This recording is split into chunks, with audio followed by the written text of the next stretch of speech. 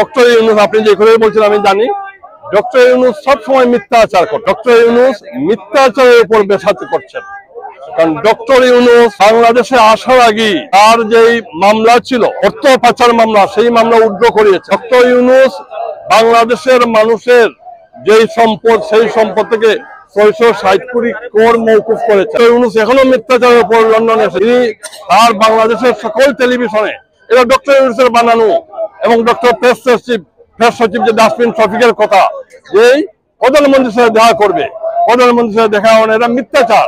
বলে যে প্রধানমন্ত্রী কানাডায় নয়, প্রধানমন্ত্রী লন্ডনে। ডক্টর তারা বলেছে এটা রাষ্ট্রীয় সফর, এটা কোনো রাষ্ট্রীয় সফর নয়, এটা কোনো সরকারি সফর নয়, এইটা কিংস ফাউন্ডেশনের একটা দাওয়াত। কিংস ফাউন্ডেশনের দাওয়াতে ডক্টর ইউনূস নিমন্ত্রিত নয়। আমার কাছে তার প্রমাণ রয়েছে। ডক্টর ইউনূস এখানে আমন্ত্রিত নয়।